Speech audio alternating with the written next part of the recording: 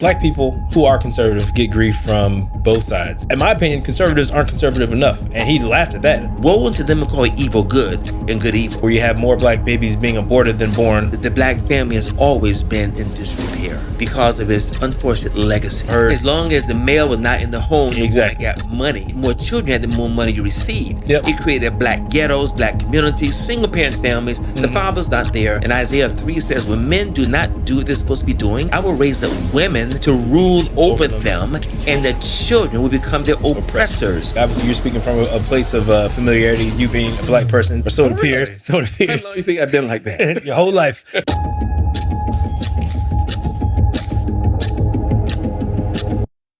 All right. Everyone's favorite cuss word nowadays, it seems like. What is a curse word? What is a conservative in your humble opinion? What is a conservative? You want me to be humble about it? Well, I've tried my best. Be conservative about it. Okay. Conservative. This is a spelling bee? No. Conservative actually is how you frame the word. Let me put it in a biblical context. The way our government framed everything, that everything is liberal, is defined as things that are off the chain, same-sex marriages, abortion. Okay? Conservative is supposed to be the opposite of those. Mm-hmm. So in this polarization of America, and also a thought, I would rather say not conservative, I would say godly, righteous, and holy. Okay. Now, black folks in particular, was a black conservative? They're in trouble.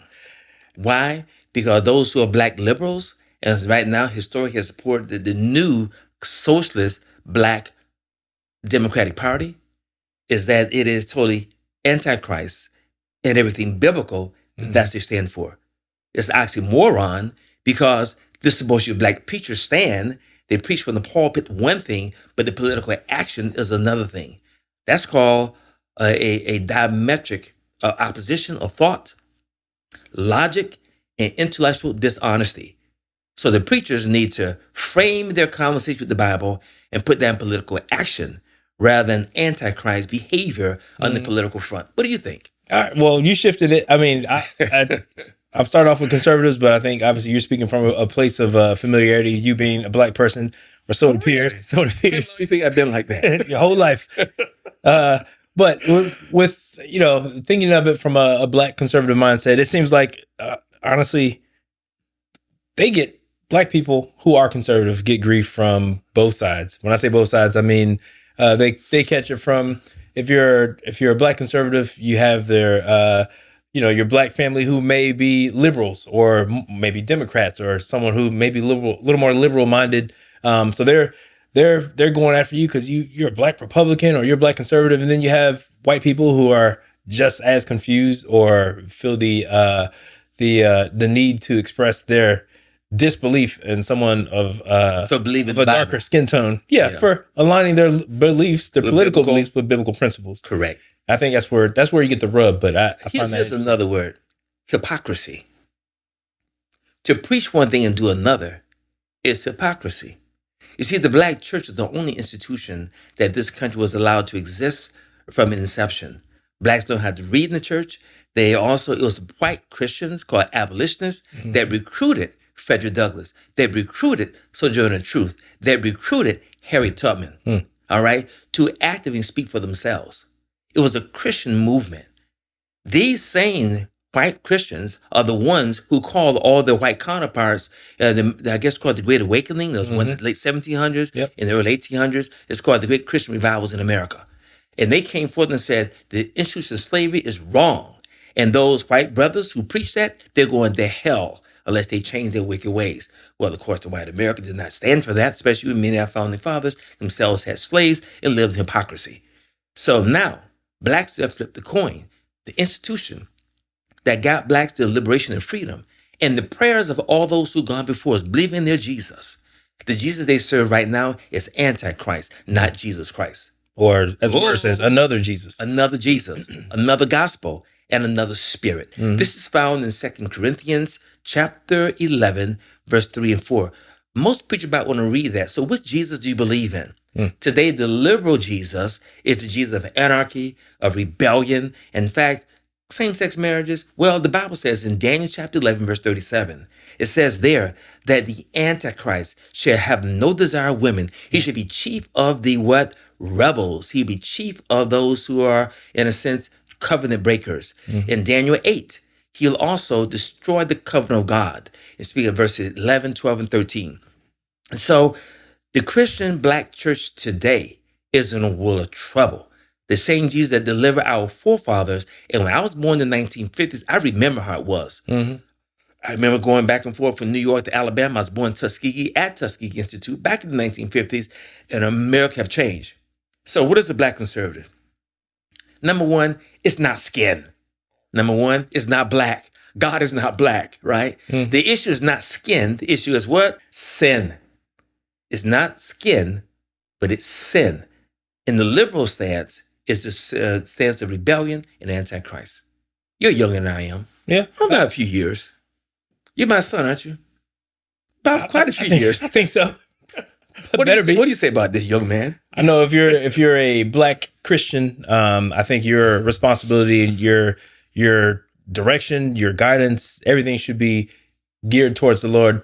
You take your assignments from the holy book, the Bible, and your entire worldview is shaped by that. I think anything outside of that, if that's guiding my paradigm, how I see the world through my eyes, has to be aligned. So what are these people who walk around black skin or white skin? How do they see the world? The world is through their paradigm or through their perception. And so you govern yourself by laws. And how you see the world is what you perceive as right and wrong. The question is, there is a great constitution. It's not just the American Constitution, the Bible.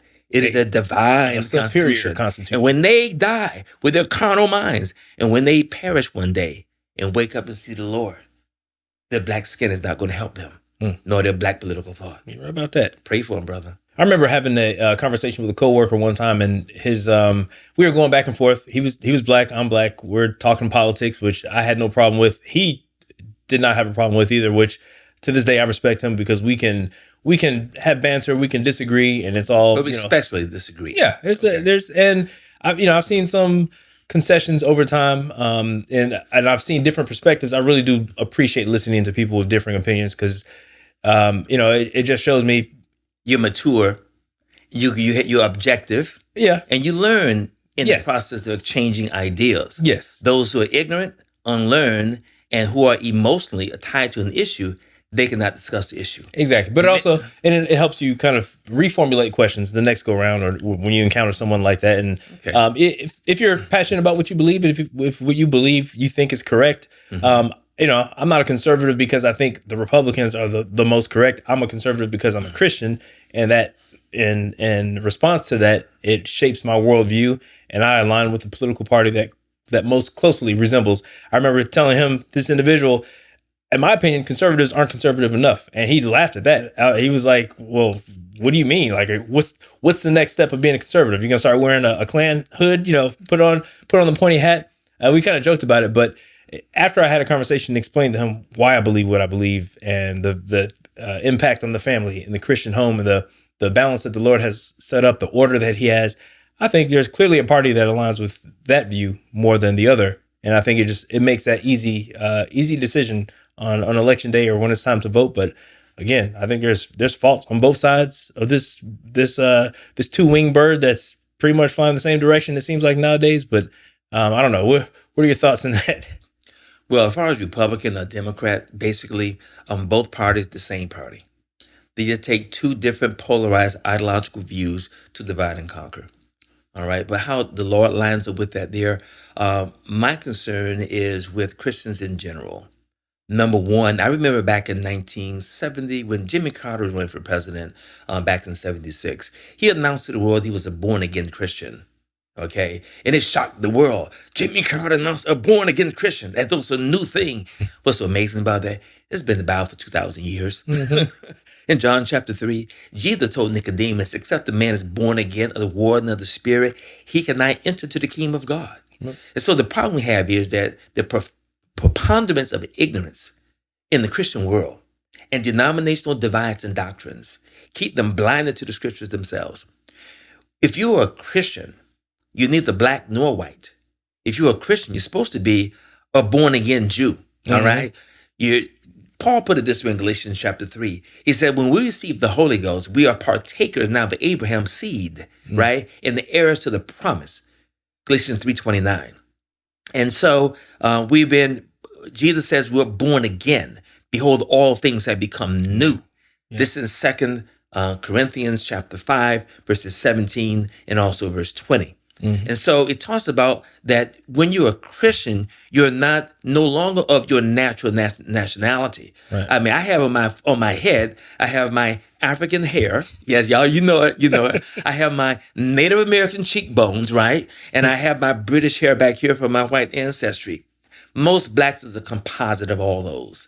And therefore, who you identify with, well, if I'm born again, I'm a new creature. Right. And therefore, I don't identify with the carnality and the ignorance that the devil entrapped people with under the racial divide. Because in the beginning, it says in the book of Acts chapter 17, there was one blood. And we're all brothers and sisters. We all came from Adam and Eve. So what's our problem? Yeah. And when we see Christ, he will answer the same question. Who is your father?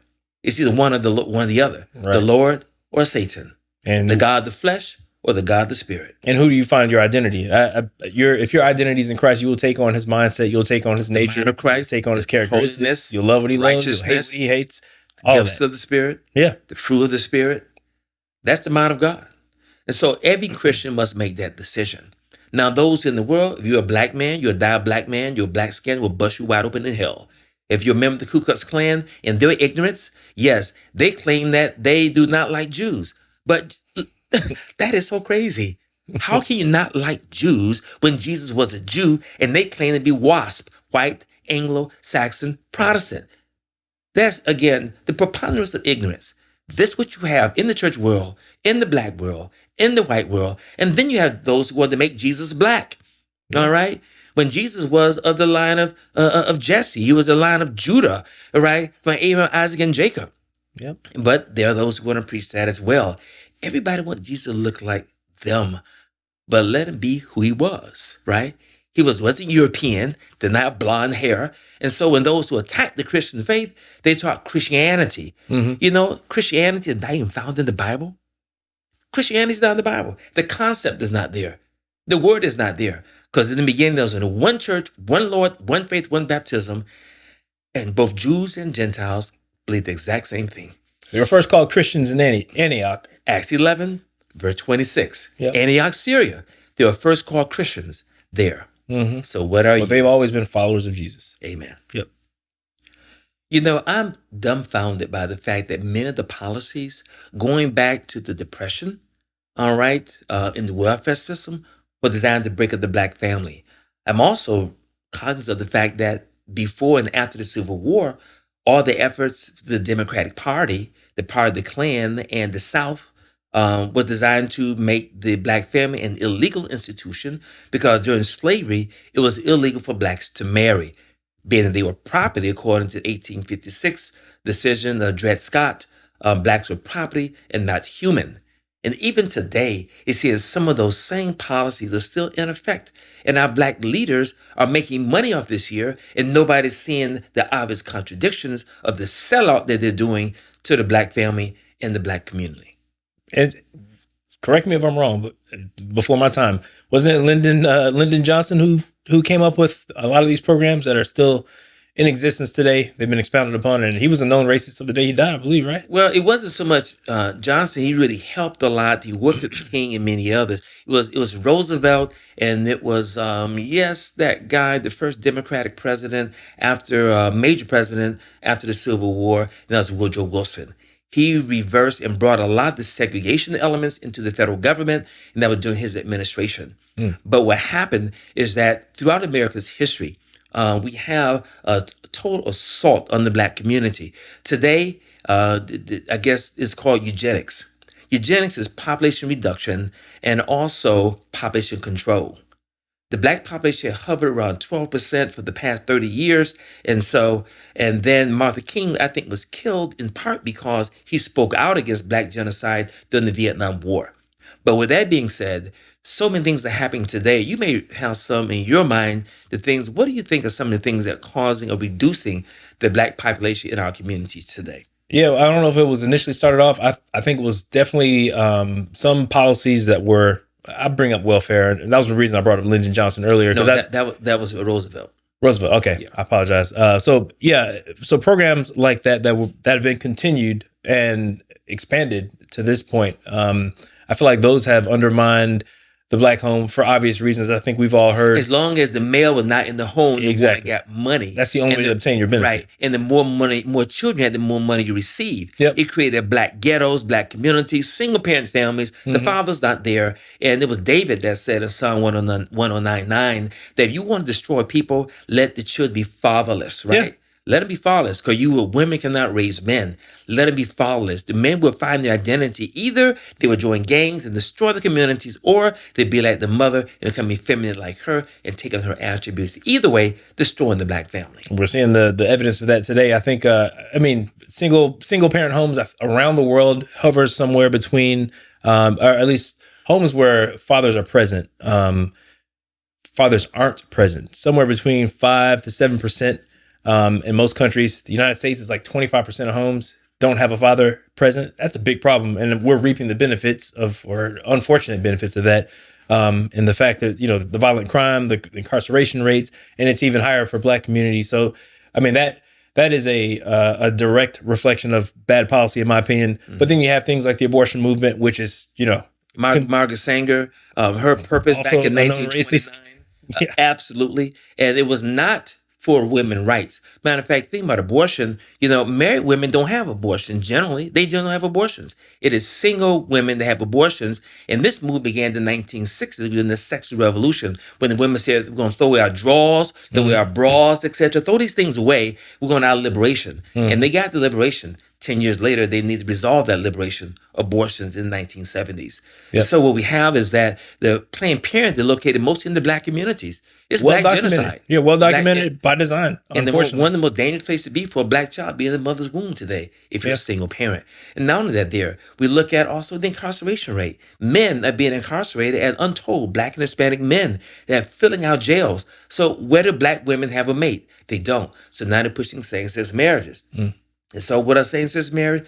Through a relationship. They don't produce anything. Right. People don't take time to think. They're being led by the gonads, being led by their lust, and we have taken the psychosis, sexual abnormalities. I taught psychology for years, right? And then the things that say are normal today used to be abnormal psychological disorders. Yeah. Today is normality. Isaiah 5 speaks about woe unto them who call evil good and good evil. And we reverse the process today, and that's what we're living in, and we're reaping what we sowed. well, the first set of instructions the Lord told Adam and Eve in the garden: be fruitful and multiply. And now we're seeing, excuse me, and now we're seeing in Black families, specifically in larger cities, negative birth rates begin to pop up, where you have more Black babies being aborted than born. Major cities like New York and other major cities and other major markets, similar to what we're seeing in Europe.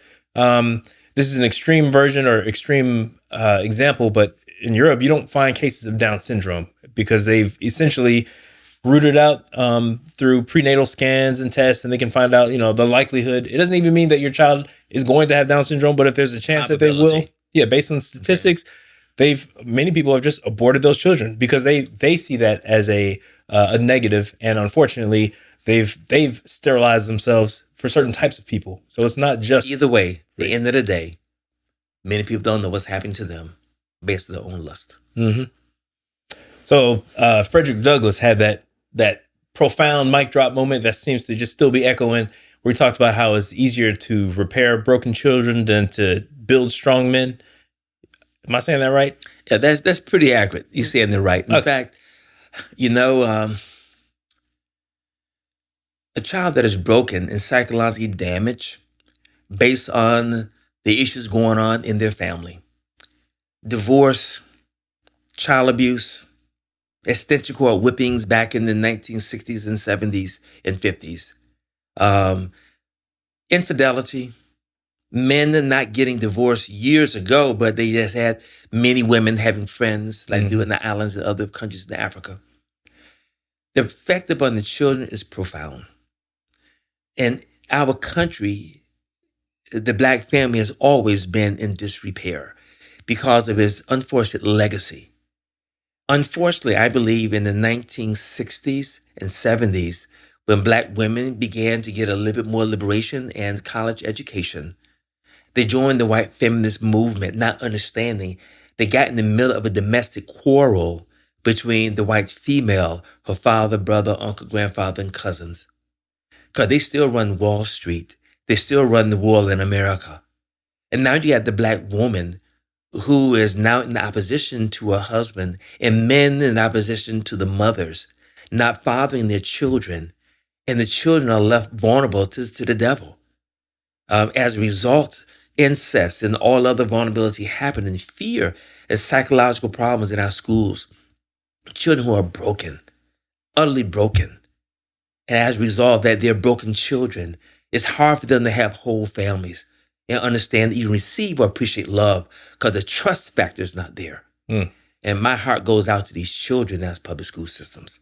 You touched a nerve there, because just now I didn't, for the first time, made the connection, but it just came back to me, knowing how many broken women there are out there because of their broken childhood and their broken home.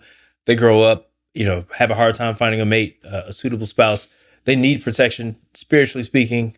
The Lord has a system in place. If you are going about things the right way, you find a husband, he's supposed to be that provider naturally, the provider spiritually. He's supposed to be the hedge of protection naturally, the hedge of protection spiritually as well. As long as he's aligned with God, all the blessings follow, even if she's living crazy and out or backsliding or whatever it may be. The Bible talks about how a sanctified man or woman will sanctify their whole house. Right. There's a precedent there, and there's a system in place. But now you see influx of women who need protection spiritually. They need provisions naturally and spiritually. And a great place to find that is in the church. And you do see a lot of churches nowadays that have this seemingly imbalance of, I don't know what the percentages are, but there's a lot more women in church than there are men. And I feel like that's a direct, especially in black churches. The preaching today is geared toward the emotions of the females. The men are more concrete, looking for facts, looking for information. And the sermons, rather than teaching people, the message centered around the antics of preaching. And preaching does not equip people. It just gets them motivated and excited. But they're never taught, they're never trained.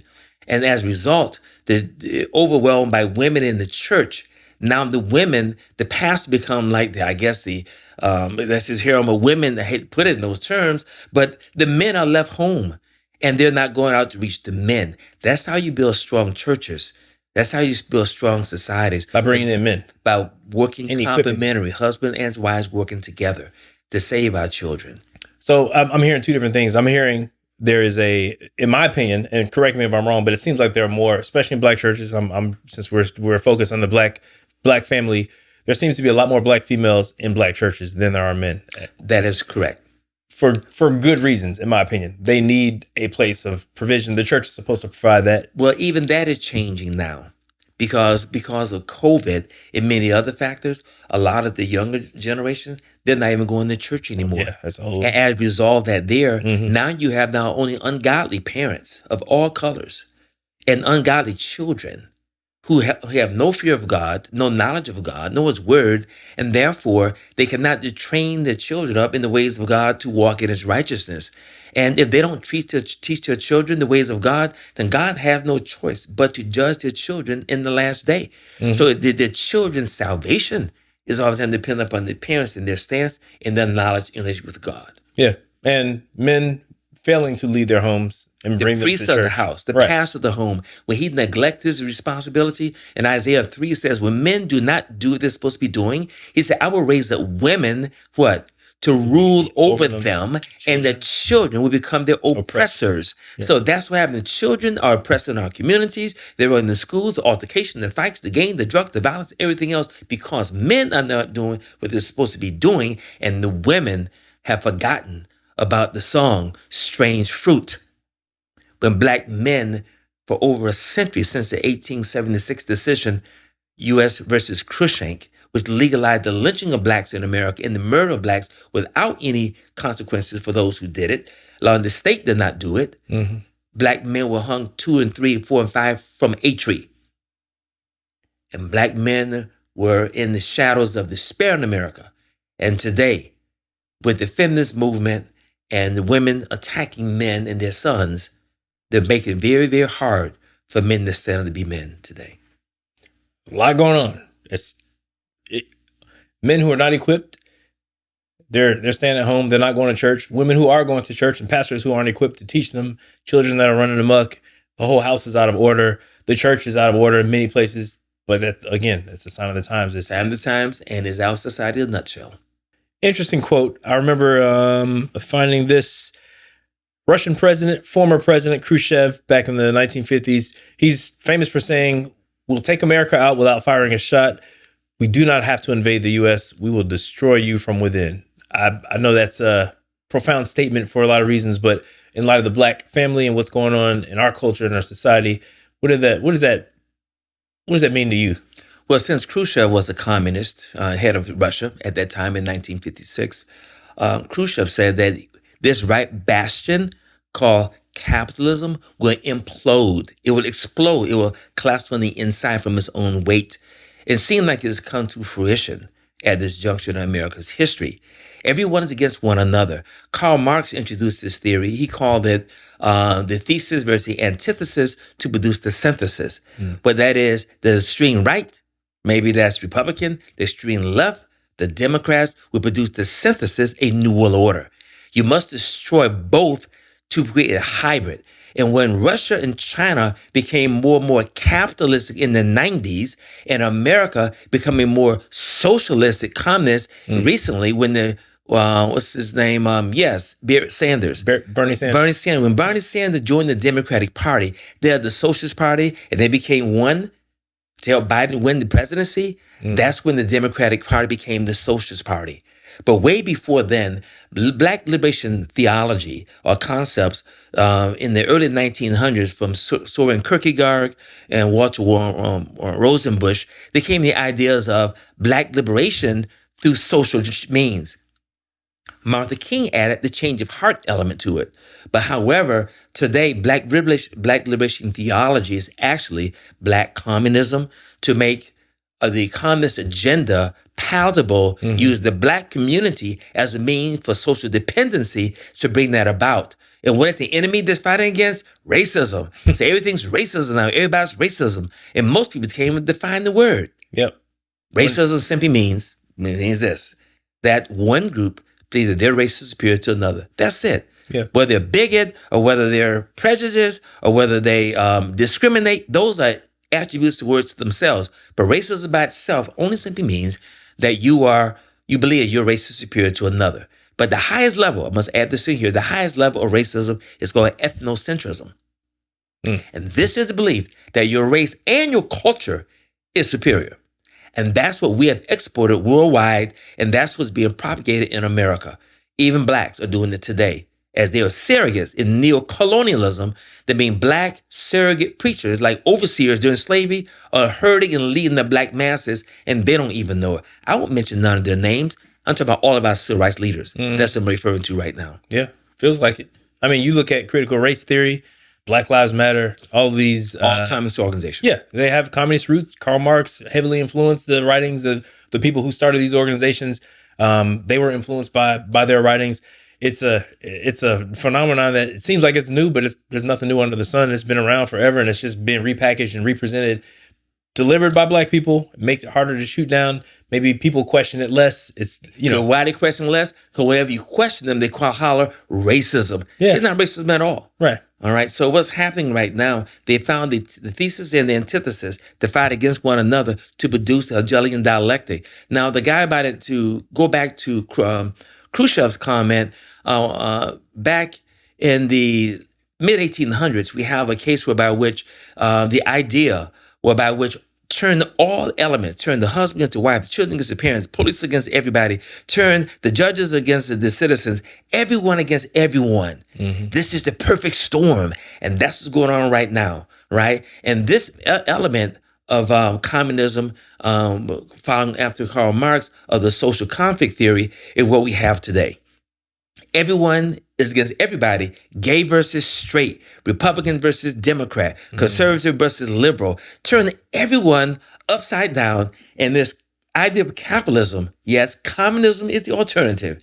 And that leads to poverty and government control. You must have the people willfully destroying their own nation and giving up their own liberties for protection, as we allow hordes of individuals from foreign countries and gangs to take over our communities as the government to save us from ourselves. Well, and I think that's kind of what we see with the globalists in general. That is a religion in and of itself. It's something that It's the New World Order. Yeah, they're passionate about. That is their God. They don't answer to a higher authority, and they are willing to play the long game. They were willing to take centuries or decades, whatever it takes, to eventually get to a one world government, a new world order. As long as they're at the top of the food chain, as long as they're still making money, as long as they're still living their sinful, perverted, flesh-driven life. Yep, it doesn't matter when it ends or how it ends. They don't have to see the ending. They just have to know that it's in motion. And it's in somebody's going to carry the football across. But it's in God's playbook, and they don't know that. That's true. And now we know what? The rest of the story.